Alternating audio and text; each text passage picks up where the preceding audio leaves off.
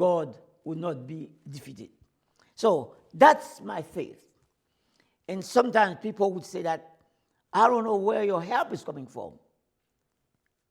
My help is from the Lord. And I'm encouraging you to seek that Lord. He has help for you. Understand that Samuel was their spiritual leader at that time. And Saul was their political leader. The king of Israel. So I think God would call me to teach faith to my neighbors, to my surrounding. That's how he called Israel, to teach faith to the neighboring countries. If we could use, for example, let's see today, we are living a moment where Iran, and Israel, in our time, they are fighting.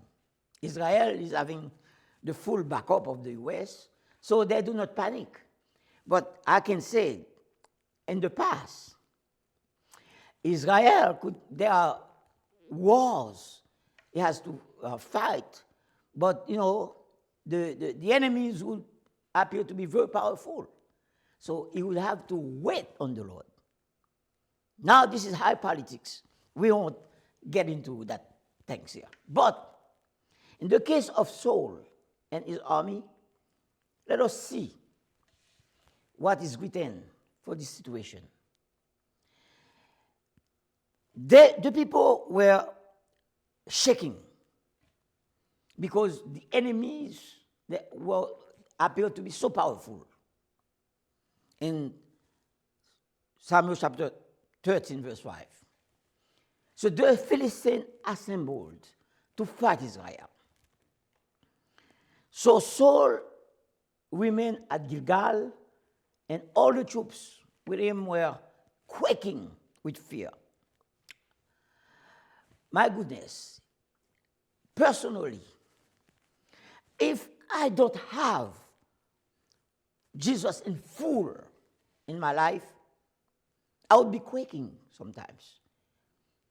The world belongs to God.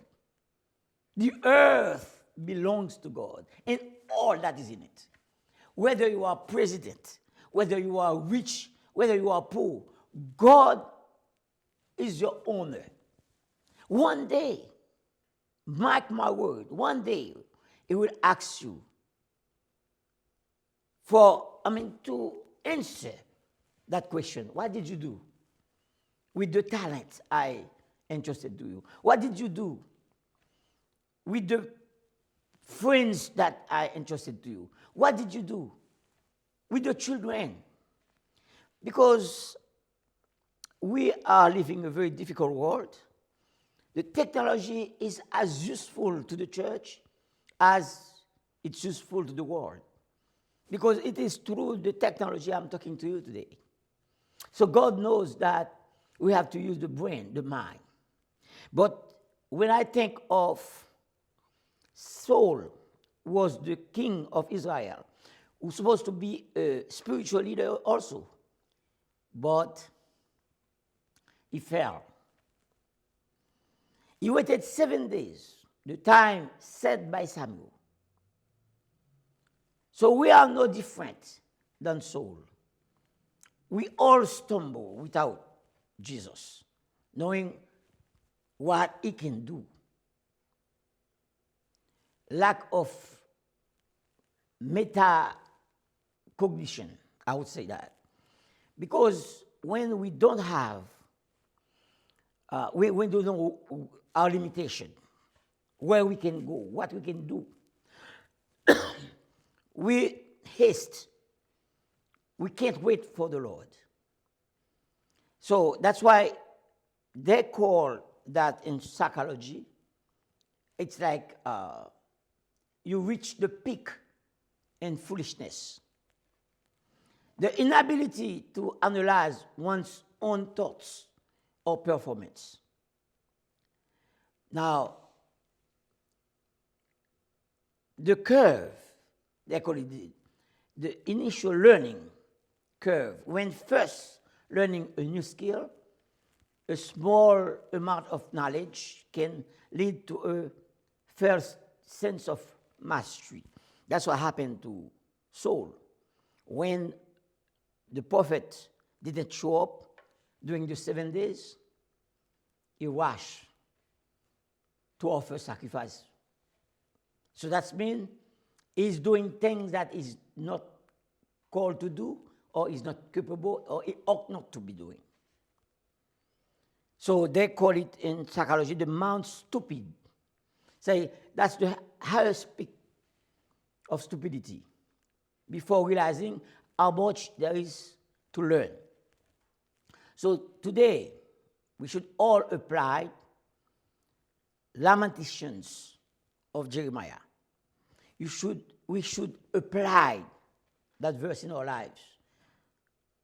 In Lamentation chapter 3, verse 26, when we are cornered, Lamentation invites us to wait quietly, patiently for the Lord's salvation, trusting in God's timing and goodness rather than relying on human effort or panic during difficult times or difficult moments. The result of similar attitude, as in the case of King Saul, is the reverse of imposter syndrome. So when you are light, when you are found as revealed in Daniel, you have been weighed on the scales and found wanting, light, you can be described as Dunning-Kruger syndrome. We want you to continue to read the Word. We all have challenges to face, but be patient. God is on the way. Help is on the way. And I am hoping that Haiti, now we have problems all over the world, but trust me, my God will say a word. May He say a word for you watching. May He use you to alleviate, to help others. God bless you. Stay blessed. Amen.